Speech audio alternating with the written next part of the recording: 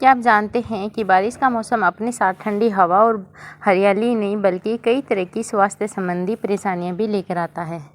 सावन और भादों में नमी बढ़ने के कारण खाना जल्दी खराब हो जाता है और दूषित पानी या फिर साफ सफाई की कमी से पेट से जुड़ी समस्याएं भी बढ़ सकती हैं।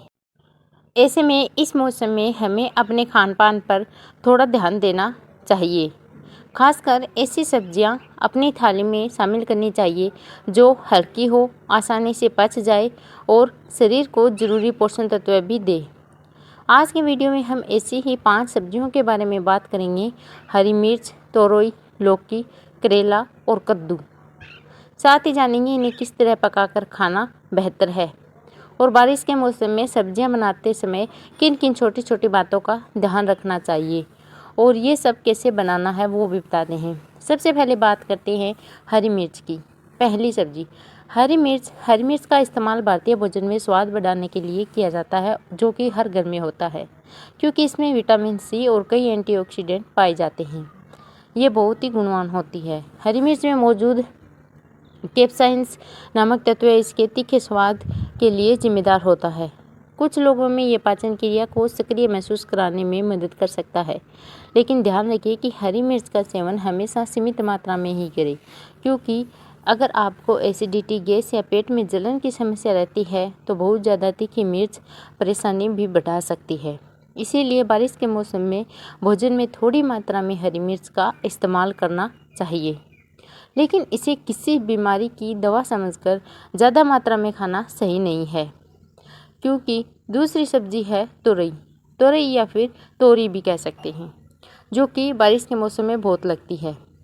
तोरई, जिसे कई जगह तोरी भी कहा जाता है, तोरई पानी और फाइबर में भरपूर तथा अपेक्षाकृत हल्की सब्जी है, इसीलिए रोज़ के भोजन में शामिल करने के लिए इसका अच्छा विकल्प हो सकती है।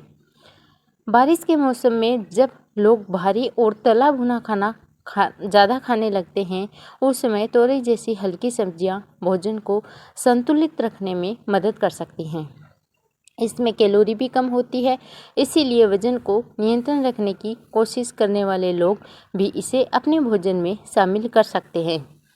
तोरई बनाते समय इसे बहुत ज़्यादा तलने के बजाय हल्के मसालों के साथ पकाना बेहतर रहता है। और सबसे ज़रूरी बात है कि सब्जी को बनाने से पहले अच्छी तरीके से उसे धोना न भूलें।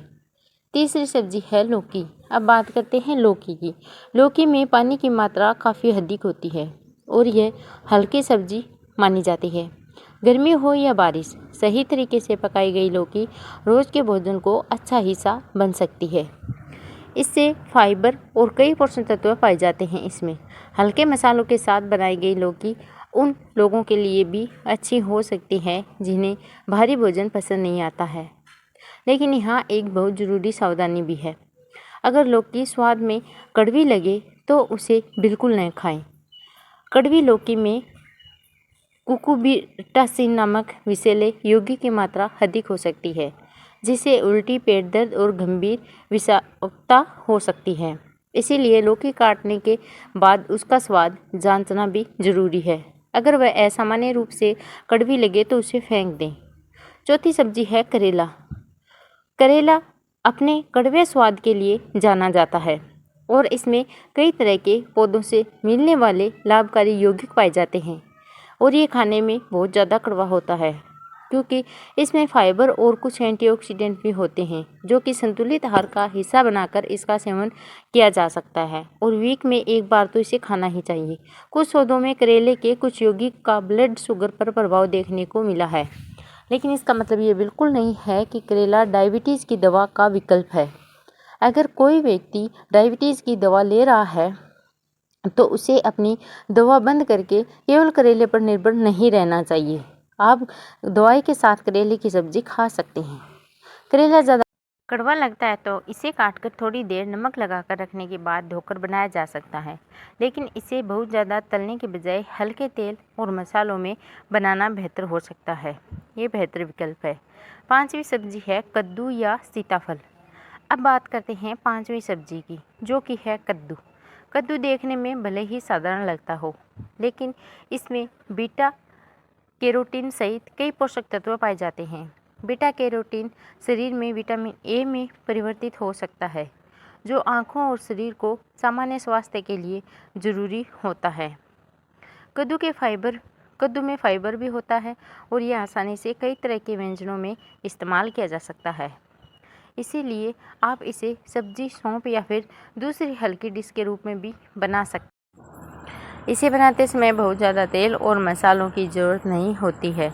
हल्के मसाले, जीरा और थोड़ी हींग डालकर बनाई गई कद्दू की सब्ज़ी स्वादिष्ट भी लगती है और भोजन को भी भारी नहीं बनाती है। बारिश में हरी पत्तेदार सब्जियों को लेकर क्या सावधानी रखें, ये भी देखिए। अब एक ज़रूरी बात, बारिश के मौसम में पालक, मेथी और दूसरी पत्तेदार सब्जियों को लेकर अक्सर सावधानी बरतने की सलाह दी जाती है। इसका कारण यह है कि बारिश और नमी के दौरान पत्तियों पर मिट्टी, कीड़े और सूक्ष्म जीव चिपकने की संभावना बढ़ सकती है।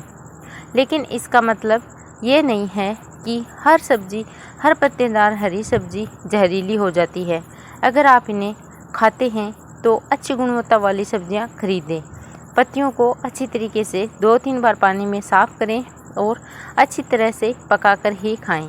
सबसे महत्वपूर्ण चीज़ साफ़ सफाई का सही तरीके से खाना बनाना। मानसून में सब्जियां बनाते समय इन बातों का रखें ध्यान। पहली बात, सब्जियों को काटने से पहले अच्छी तरीके से उन्हें धो लें।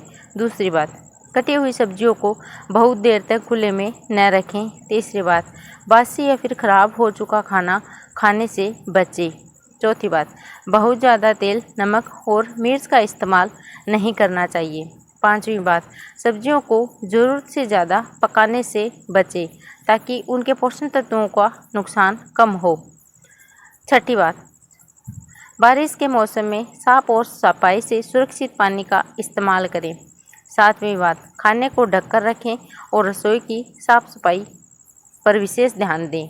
और आठवीं सबसे ज़रूरी बात है, अगर किसी सब्जी का स्वाद, गंध या फिर रंग असामान्य लगे तो उसे खाने से बचें।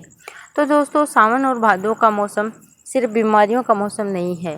थोड़ी सावधानी और सही खान पान के साथ आप इस मौसम का भरपूर आनंद ले सकते हैं, लेकिन इसमें थोड़ी सावधानी रखनी पड़ती है। हरी मिर्च, तोरई, लौकी, करेला और कद्दू जैसी सब्जियों को अपने संतुलित भोजन का हिस्सा बनाइए और साथ ही पर्याप्त पानी, साफ सफाई और पौष्टिक आहार का ध्यान रखिए। कोई भी एक सब्जी 100 बीमारियों को ख़त्म नहीं कर सकती।